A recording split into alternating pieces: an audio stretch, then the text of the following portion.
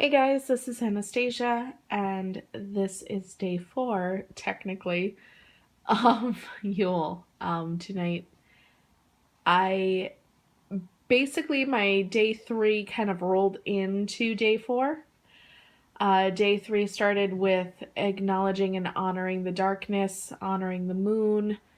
I kind of chatted a bit about what I was going to do that night. I was making a bunch of food, going to have dinner with some friends, and then go out and actually honor darkness by sitting in it and kind of just being a part of it. And that happened. I was able to go out and kind of connect um, to not only the dark, but also the cold. That was a thing. Um, but it was very cool to just be out and be part of that and just feel the wind and hear the trees. And again, I live in the city, so cars were a thing, but aside from that, it really was amazing. um, then I looked at the clock and realized we were into day 4, so I thought I would do a quick video on that. um, my hand is shaking super bad right now. I couldn't get my um, mount phone holder thingy me bobber, because I'm really good with words right now, to hold my phone in a way that you could see kind of my setup here. Um, Tonight, it really occurred to me what Yule is all about. On this day, I usually honor the gods and goddesses. It really kicks off my connection to family and hearth and home, understanding community, the clan, not only blood family, but also heart family. Those that are your friends that would still have your back regardless. And those are the connections that I really focus on this night. When I first began celebrating Yule, it was really something that I followed. I found someone else's blog post on the internet, and it was a Wiccan Nordic tradition, and they went through and assigned each of the days kind of a connection to a specific deity, and kind of something to work on and a virtue to focus on. And I really liked that, and I really connected to that, but I found a lot of the days and some of the god associations weren't something that I truly connected with. And of course, early on in my practice, I tried to force that, and that did not work in any way, shape, or form. So I've kind of adapted it and changed things around to fit my purpose. And to me, that's what a practice is. It's about finding the pieces that fit and how they fit and why they fit, and understanding that. And then as you kind of go along in your practice, you might find those pieces don't fit in that way anymore, and you need to rearrange yet again. That's the beauty of it being your path and your practice. You call the shots. Um, you can look at others' works and say, wow, I really connect to that, or nope, that is not my bag in any way, shape, or form. And that's cool. It's just great to share. That's why I like sharing, because it might give someone else an idea on where to start, but it should always be something that resonates with you. What someone else does might connect to you, and go for it and do it up. But 9 times out of 10, you're going to want to alter it at least a little bit. I am sorry, my hands are shaking super, super bad. So, yeah, that was how my Yule practice started. And on this day, the blog, which I cannot remember the name of, I know it was a Wiccan Nordic tradition blog. They said to connect to Frere at this point, I believe in Yord, and understanding them as gods and kind of taking them into your not into your practice, but into your thoughts on that day. And really focus on, I believe it was hospitality and kinship. And I liked the idea of kinship and hospitality and really starting to feel those roots, because I feel like for traditional Christmas, maybe your family celebrates as my family did. Christmas Eve was the big to-do. But you basically had 2 days. You had Christmas Eve and you had Christmas Day. And, I mean, it was a big deal throughout the season because you do your shopping throughout and you put presents under the tree. You decorate the tree, that's a day. You wrap gifts, that's several days. You have all these little things, baking cookies, going grocery shopping. Maybe your family goes out and actually sings Christmas carols. You have Christmas parties. You have all these different things that can kind of take place throughout the season. But I found for myself, I would tend to start doing all of these traditions and really following what was put before me, not giving it much thought. Like, why did I bake Christmas cookies? Because that's what I was supposed to do. That's what Grandma was doing, so that's what I'm going to do. Why am I wrapping gifts? Well, I genuinely liked it, and it made my grandpa happy. And in hindsight, I can look back and see that these were actually traditions, and there were magical connections there. But when I was a kid, I didn't connect the dots. I didn't think about that.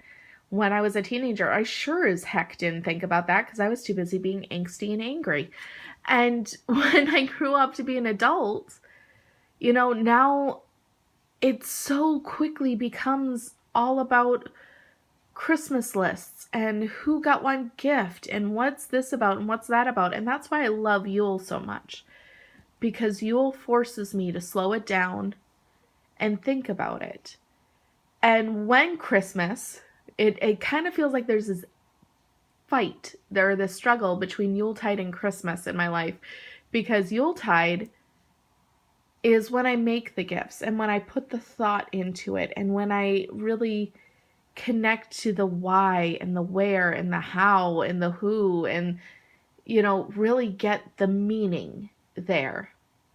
But Christmas, it's easy to lose sight of that and just get caught up in okay, I need to go to Target and then I need to go to Walmart and then I need to go to this place and this place and this place. And oh my gosh, how could they be out of this? Now I don't know what I'm going to get, Aunt Susie, because holy cow, and it just becomes overwhelming and it becomes too much. And I don't feel that with Yule. I might not get everyone's gift made by Yule, but I have fun doing things for Yule. I enjoy it. And I think it's because I forced myself early in my practice to start asking, why am I doing this? Why am I doing that? And sure as Hades, I'm the first person to say that I fall from that from time to time. And I start doing things because so-and-so told me to, or I read about it on such and such a place and it sounded like a good idea and it sounded right. So I did it without thinking about why I did it. And, next thing you know, I'm crumbling because I'm trying to do these things and they're not working. Well, of course they're not working because I'm not thinking about it. So anyway, I realize I'm turning this into a ramble session. My point is, this is the night that it really, for me, starts to force me to slow down because I'm realizing Christmas Eve is the next day. The day after that is Christmas. Yule has already come and gone. Now I'm just kind of in these days of observing and honoring and I'm able to use that focus and give that perspective to the secular Christmas. I'm able to kind of go into my mundane life and have these moments with my family and my friends and put this view of Yule into it. When I really slow down and think, why is this so meaningful? What is the purpose behind this? And I don't know why my brain works that way. I don't know if I'm the only one that views Yule and Christmas as two very different things. I don't know. I know I struggle with that in my practice as a whole. I still have mundane and spiritual very separate, and it creates quite a struggle.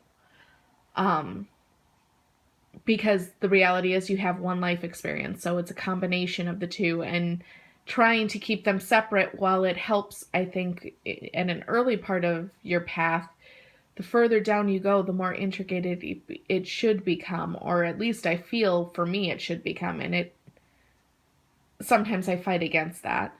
But when it comes to Christmas and Yuletide, it's two very different energies for me, and I'm not sure why that is. But parts of it I love, because when I start thinking of that kinship, when I start thinking about what this means, because if you start putting it into perspective of our ancestors, when the dark of the year came, who did we have to rely on? We had our neighbors. We had our family. We had our friends. We had those in the village, our clansmen, our kin, our folk. Those were the people we could go to protect us from the dark days. If someone was short somewhere, the village hopefully would help and kind of lift up those that were in need. At least you like to think they would. I'm sure history tells a very different story, but I like to think warm and fuzzy things around this time of year. And it's that goodwill, goodwill towards man, I think is a phrase we hear a ton of at this time, if nothing else in the Christmas music alone on Cool 108. But what does that mean? What does that really connect to? It's that whole do unto others as you would have them do unto you. We say it, and I think when all is said and done, we mean it. But sometimes the meaning is still just kind of lost. And tonight, all of this kind of came into perspective for me when at 2:30 in the morning, I sat with friends and family and people that I would take on a bear for, and people that I know would have my back when the chips are down. And we broke bread and we toasted to Yule and to the gods and the goddesses, and we honored them, not in any formal ritual, not in any ceremony that was researched or read or decorated or anything like that, but just by sitting in each other's company and enjoying each other and telling stories. In this day and age, stories are so lost.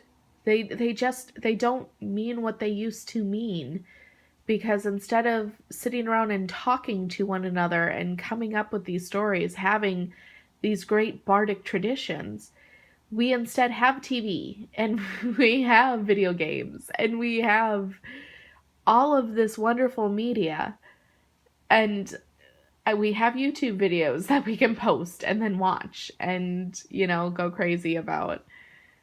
And as great as that is, it's a little sad when you don't take time for that balance. And I guess, again, there's reasons why my patron and matron are all about balance, because that seems to be a lesson that I keep learning. But that's really what it's about for me. Christmas versus Yule, there's a balance that needs to be struck. Mundane versus spiritual, there's a balance that needs to be struck. The fast pace of today's world versus honoring and connecting to the way our ancestors did things. There's a balance in that. And eating food that was way too heavy to eat at 2:30 in the morning with people that I could laugh endlessly with and who have seen me cry. I mean, ugly, ugly cry. Because I'm not a pretty crier. People have seen me at the height of happiness and the bitter pits of despair. These people have done that. What does that mean? What kind of magic can be made when you just sit and take company with people that have that connection to you and that you feel that connection to? After my, I believe it was Mother's Night video where I talked about, just how awesome it was to sit and cook with my daughter instead of doing some big ornate ritual, which I originally had planned. I know a couple people even commented, ceremonies, magic don't have to be ceremonies. Magic can be something simple. Magic can be anything. Honoring can be anything. Worshipping can be anything. And you're absolutely right. And I feel like that's something hell was really trying to show me with Samhain this year. In a way. Not so much that magic comes through with everything, but that there is a magic in everything. Watching my daughter get dressed up in her Halloween costume and go trick-or-treating and things like that. Those are magical moments for me. There is magic in that. The universe may not necessarily be better for it, although I like to think it is. But for me, it is magical. Sitting at this table tonight and drinking wine and eating food that everyone that was at the table helped to make even. I mean, it was truly about community. It was truly about kinship. No magical words were spoken. No incense was burning. I did have candles burning because I was burning my Yule log, but and some other candles. But it wasn't about performing an ancient rite. It was simply about togetherness. And to think that there isn't a magic in that is missing so much of what our life is about, I think. And it's missing so much about what Yule is about. Our ancestors had to rely on each other.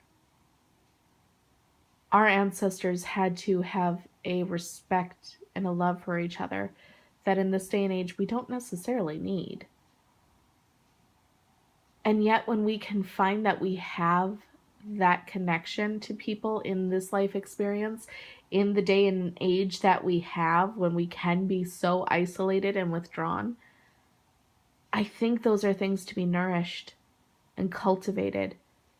As many of you know, I am terrified of people.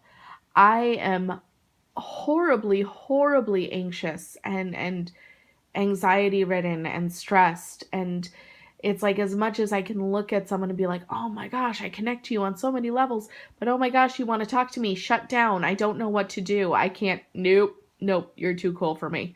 That's just where I go. So when I can sit back and look at someone and say, I admire the crap out of you, and we're talking and we're friends and you acknowledge me, I'm not invisible to you.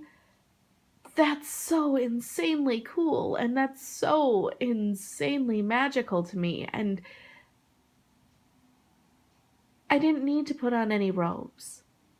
I didn't need to wave any wand or take out an athame or sage the room. I just had to sit and open myself up. I think that's when magic happens, when you open yourself up. So yeah, I guess that is my video, just a long witchy ramble about how I hope this holiday season, and not just holiday season, but every day after, when you take the time to sit and have a dinner with someone, don't just plop in front of the TV. I know I do that quite a bit myself because, Parks and Rec are a thing, and I love Ron Swanson. But when you can just sit with friends and family at a table with no distraction and actually just talk, I think we are connecting to our ancestors at that time because we're doing something they did. Maybe not in the same manner. Maybe we're not eating the same foods. Maybe we don't have the same dangers lingering outside our door. We have heat. We have a roof. We have, amenities. But we're building that clan. We're building that folk, that connection. Whether it's friends, whether it's family, whether it's, husbands or wives or partners or whatever, siblings, mentors, even covens, if that's something that you are connected to. Those are relationships. That is something our kinsmen did. They built those relationships. They built those connections because if nothing else, they had to get through their lives. They needed those connections. And also, what kind of life would it be without them? I don't know. Just some random witchy thoughts to think about on this day of kinship and gathering. Connect with those that you love. Whether family by blood or family by heart, honor those connections. Let them run deep. Blessed be.